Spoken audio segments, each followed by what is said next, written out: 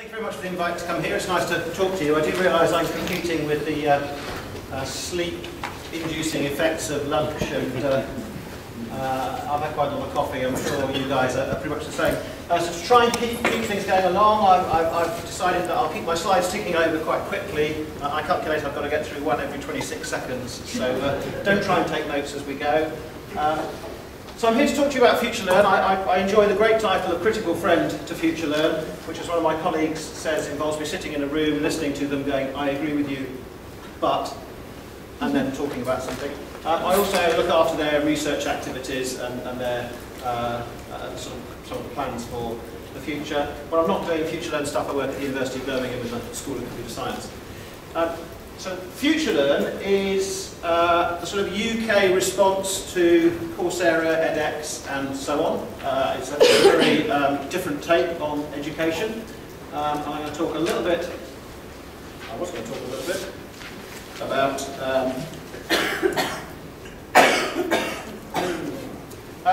I'm going to talk a bit about MOOCs in general and then pedagogies in MOOCs in particular, because that seems appropriate in terms of talking about opening MOOCs up to everyone and the sorts of things you might do with MOOCs. There's been a lot of discussion about MOOCs. Some people think they're a good thing, some people think they're a bad thing. I don't really want to have a position in this debate on this spectrum. Okay? I'm going to look instead about the opportunities that MOOCs offer.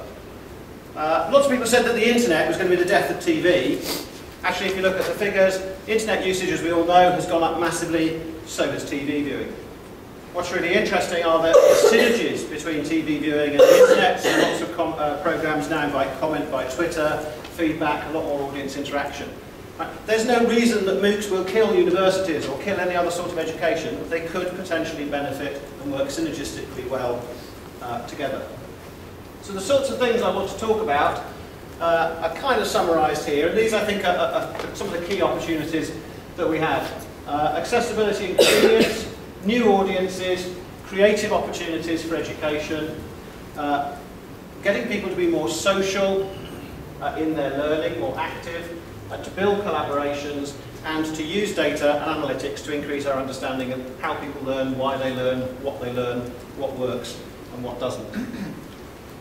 So, in terms of accessibility and convenience, FutureLearn in particular is designed mobile first, so that it works fine on your mobile phone, it works well on your iPad, it works on your desktop machine.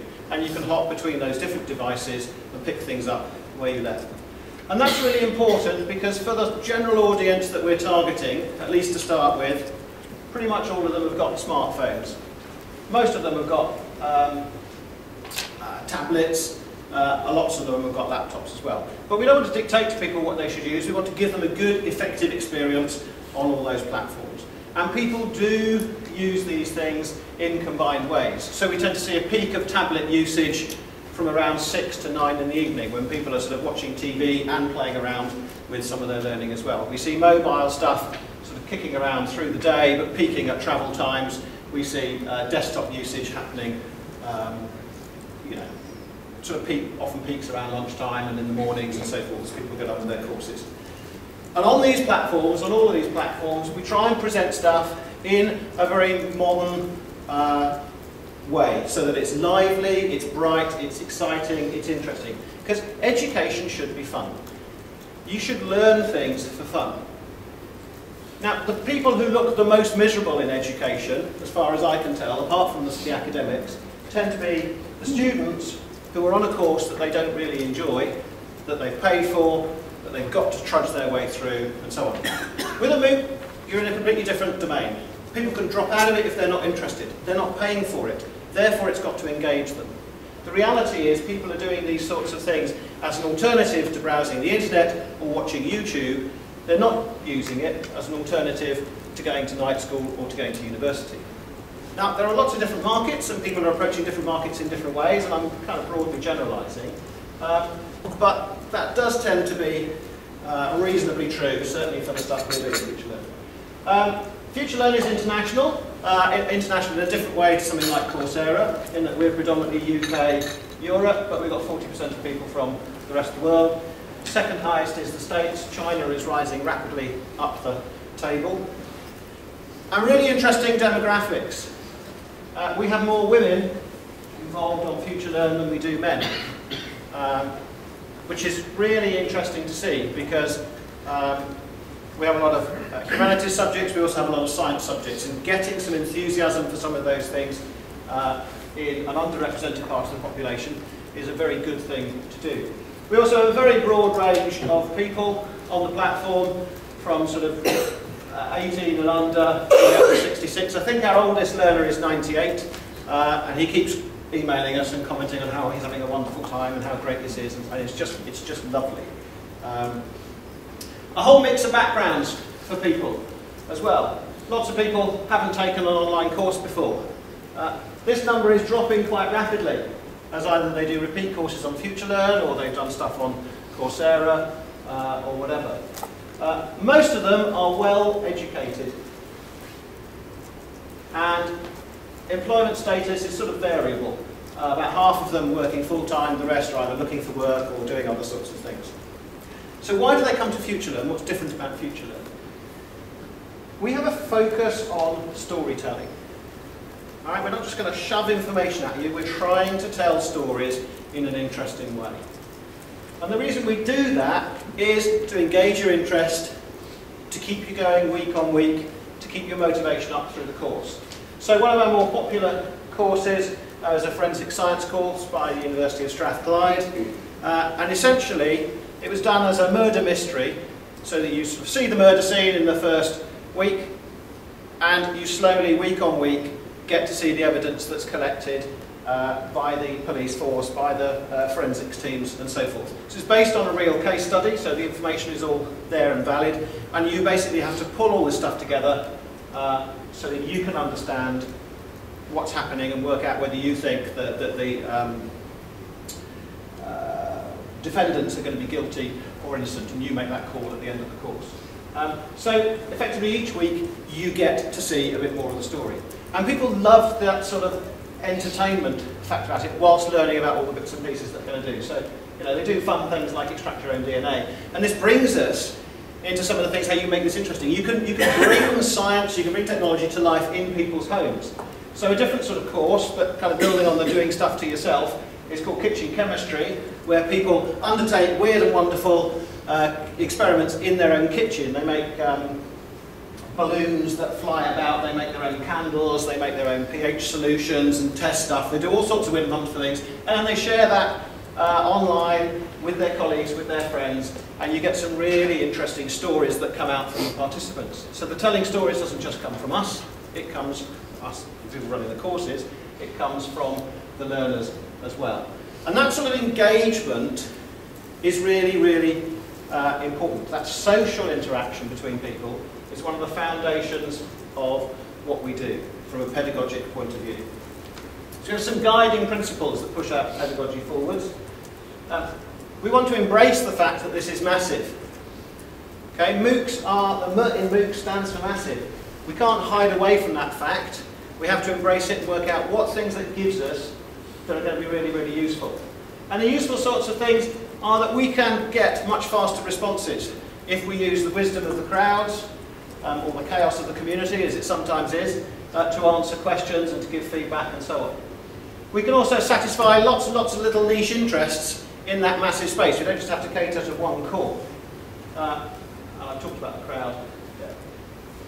So the way we do this is we try and create connections between people. We do this in a number of different ways, and I'll go through some of these in a bit more detail in a moment. But we create small groups for activities to happen.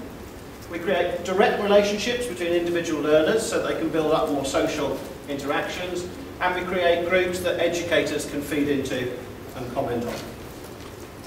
We also try and make our interactions as open as possible to people so that they can learn vicariously. There are lots of people on a learning platform who've not really been there before, as we saw from the other stuff.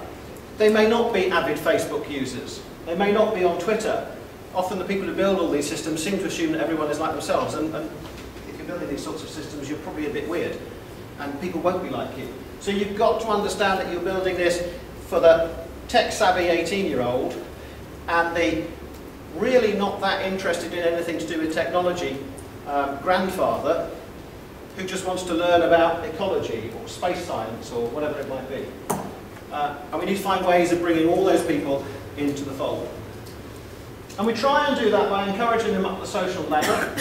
So to start with, they can learn vicariously. They don't have to participate, but they watch the videos, they read the material, they do some quizzes.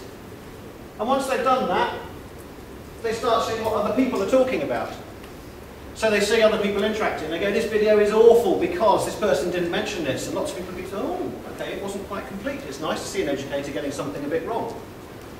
And then they see people commenting about their personal experiences to do with you know, a course on conflict or a course on cancer. And you get some very personal stories coming out, and people start to engage with those really well.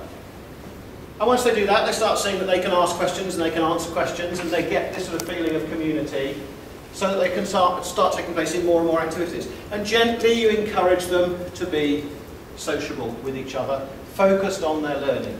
Not just sharing who they are and the fact that they're 93 and married with 96 kids. What is it about the learning you want to know? What is it you want to understand?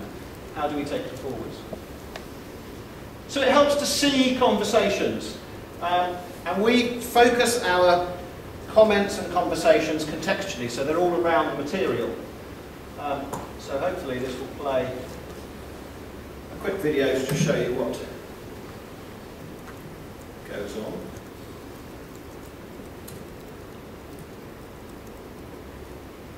So our content that you might go to might be here, you might have a video for the week. You can see that there are some comments on this video, 88 of them, and they're in context with the material that's there. So that people are encouraged to talk not just about themselves, but about the particular bit of learning, the particular learning outcome that's going on, and to engage with the conversation that's happening in that space. Now to keep track of that and to see what's going on, you need to sort of see, you get an activity feed of all the things that have gone on, either replies to comments that you've made, or conversations on bits that you're particularly interested in, and those get highlighted to you in an activity feed. So you can see that there's been a lot of influence from the sort of social media types who are strongly involved in building this, and also a lot of influence from the educators and the pedagogical people who said this is why we need to do these sorts of things. We're trying to tie these things together in an effective way. On our most popular course, comments, we've had 8,913 comments, and a phenomenal range of them. So the project lead at Bath University said this was, quote, a money can't buy learning experience because of the diverse group of people who've been involved in the course. They had medical professionals, it was a course on cancer, medical professionals, students, aspiring doctors, people who survived cancer, people who've been affected by cancer. So two particular comments that I'll read to you, if I can. One was, there are also some phase 3 trials underway looking at the use of maintenance Herceptin for 1 year following a particular sort of cancer, and those are showing these sorts of results. That was from a doctor. There was another comment from a lady who said, I was diagnosed with breast cancer 6 years ago, I had a mastectomy, this happened, this happened, this happened, this is what's going on. So you get a range of stuff from medical input to personal input, which people have found really, really helpful, really engaging, and so on. As I say, you need to be able to control that. If you've got 8,000 people shouting at you, you won't understand what's going on.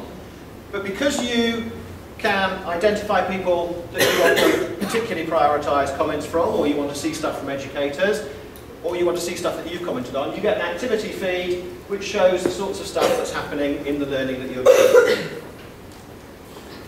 Now it helps if you see somebody there and you think is particularly interesting, to say, actually, I'd like to see more from them.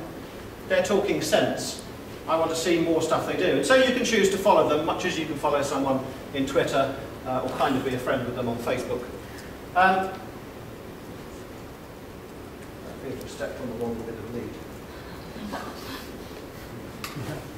Stand, yeah. There we go. So people have a profile page where you can find out a bit about them. You decide you want to follow them. And that will prioritise their input to you. And that network of following can build up into a really quite coherent social group, a small social group that you've selected that allows you to share your learning with people who you think are relevant. And that's really, really helpful. It gives you a sense of intimacy in this massive space.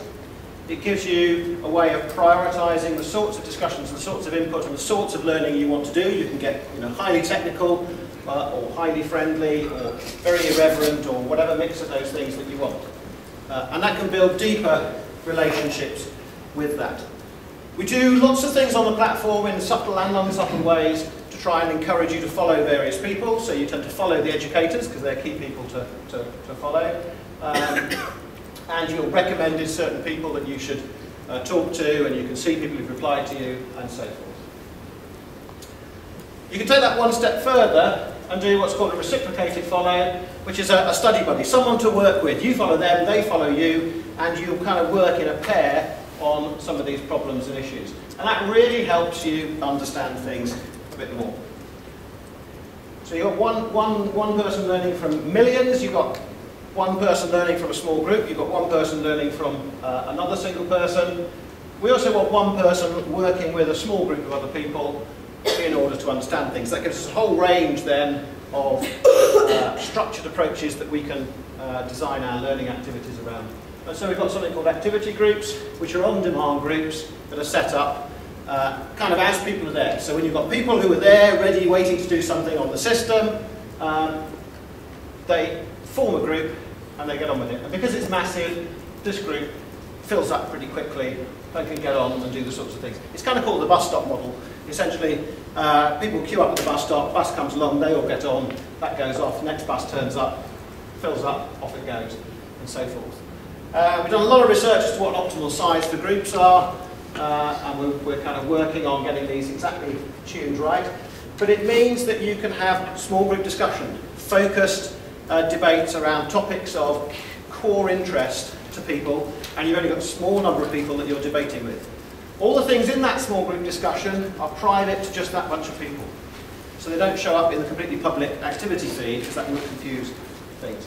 So you've got a slightly more restricted space in which to share perhaps information you wouldn't share otherwise.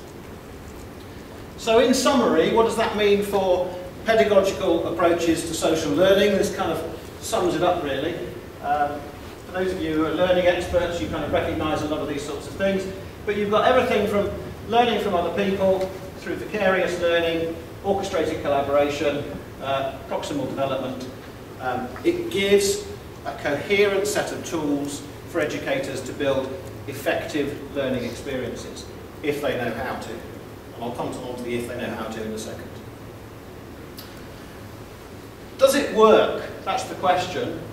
Well, a couple of comments here, sort of summarise things. I kind of worry slightly in an academic sense about picking out 2 comments from a whole stream of loads and loads. I'm obviously going to pick out ones that are reasonably favourable and show my cause. But these are somewhat representative, so take it with as large or smaller picture salt as you like. But people read through the article, see the comments, and start thinking much more. And that's what you want. You want to get people properly engaged. You want to get people thinking. For those of us who teach, we know that the massive challenge with our students is not really disseminating information to them, it's getting them actually thinking about it. Because if they think about it, they start creating new stuff and pulling things together in new ways and start becoming properly creative and properly contributing to knowledge going forward. The bottom one kind of pulls it together in a nice, simple to understand way. The basic material is 2D, actually all the comments and discussion around it, bring it to life and make it 3D. It's great for educators as well. The nice thing about MOOCs is that you teach one MOOC, you reach more students than you've ever reached in your teaching career ever. That's kind of quite powerful. But the other thing is that you get a lot of feedback from your students. You get a lot of people commenting on the bits that work, the bits that don't work, and you can improve things further. And the way we try and improve things is to give people useful data. Right? Not just data, but insights from that data. So for instance, on the FutureLearn platform, we have a sort of rhythm to our courses. Stuff happens weekly. Courses are a number of weeks long. People consume stuff in that way. And they like that weekly pattern. Most people do the week stuff when they're supposed to do it. Some people look ahead. Some people catch up. but in general, they keep up with this rhythm. And we could generate a lot more insights. I'm not really going to go through tons of these, but one of the really interesting stats that we've got is that we've got one course where the videos are roughly 45 minutes long.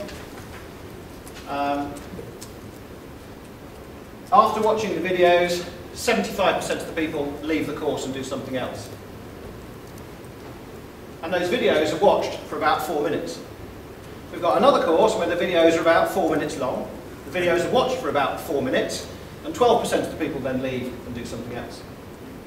So you give people long videos, they won't watch them very much, but worse, they give up on you and they disappear off somewhere else.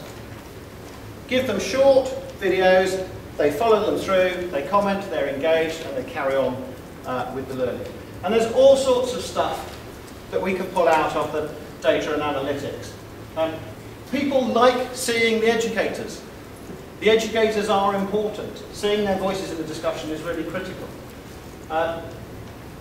If you give people quizzes and online feedback and formative assessment, they really appreciate it, because they can then see what's happening and see where they go. This is a little bit more detail on why mobile first is important. The sort of fuchsia pink is desktop activity, the blue is tablet, and the yellow is mobile. And you can see that sort of Monday is a big peak, Sunday there's a catch-up, you know, a little sort of trend through. Lots and lots of regularity in here, a kind of double peak, often occurring sort of around the midday time. There's a blip mid-afternoon, a blip late afternoon. Here's the peak in tablet use around sort of evening entertainment, if you like. And for educators, we provide them with reports like this, sort of 35 pages of analysis and insight as to what's happening on their course, what works, what doesn't work. And what's really great is that because you can embrace massive, you can turn things around. So a multiple choice question is obviously designed to test people's ability and test whether they're good or bad. But if you get enough people taking it, if they all get it right, you can say, well, that's a bad multiple choice question because there's no disambiguation, it's too different, it's too easy. If they all get it wrong, it's much too hard a question, it's also useless. You've got to have a sensible distribution of right and wrong answers. And if you have enough people doing your course, you can get a distribution and you can go, there's a good question, that one's a good question, this one's really bad, improve it for next time if you want to. And so you can get this leverage from the millions of people you might have doing what you're looking at to improve your assessment and to improve your understanding. And that can feed back into your classroom-based teaching and everything else. So the sort of proof of the pudding's in the eating for these sorts of things. Is FutureLearn as a platform, are FutureLearn courses effective? Nearly half of people think they're excellent. Add those to the good, we've got 87% of people who are kind of liking what we're doing, liking their learning experience, which is great. 94% of people are going to recommend it to somebody else to do. If we look at our stats, we've got, if you take joiners, the people who sign up for a course, as 100%, and these sizes are accurate, you've got 56 people who actually turn up to do it. There's often a lot of enthusiasm for something, and then when it comes to starting a course, people may have, circumstances may have changed, or whatever, and they sign up. They may not start it. But of those 50% who start, 85% mark steps as complete, so they're actively engaging in the course. 46% of those come back week after week after week. And 22% fully participate through the course. Now lots of people talk about completion rates, and I don't like talking about completion rates because I think it's a stupid measure. For instance, there was a course on ecosystems that I took, and I'm not interested in wetland ecosystems, I am interested in desert ecosystems. And they did desert ecosystems in the first 3 weeks, and then they did wetland stuff. So I stopped after 3 weeks. I got all I wanted to out of that course. Right? To me, I completed what I wished to. As far as the stats go on completion, I will be a non-completer. That's daft. Another way of looking at it is that if you give somebody a book if you were to check how many of them had read it through from the beginning to the end, it would probably be a really small percentage. For those of us that are sent textbooks by publishers, they make a nice pretty backdrop to our office, but we don't often read them all. We might skim through them, and there might be little bits we use, and we might even teach from bits of it, but we don't often read through them all. That completion would be reading through the whole book. We don't apply it to books. It's not sensible really to apply it to these sorts of courses. If you want to, we stack up well against competition. But what for me is much more important is that nearly 40% of our people are what we call social learners. They actively participate in the social discussions around stuff. Right. Now that is massively high. That's a really big response rate to these sorts of things. And it shows that this approach to online education seems to work very, very effectively, and people like it. FutureLearn is about learning for life. It's about supporting people in all the things they want to do, whether it's professional development, whether it's additional learning, whether it's for leisure. The platform is constantly evolving. We release a new version of the platform about every hour. It's done very incrementally and gets updated very quickly. So if you like what you see there, go to the FutureLearn site and play. If you're from UCL, FutureLearn is not exclusive. We'll happily talk to you, though I suspect you'll probably have to use UCL Extend. And on that point, I will stop and take any questions. Thank you.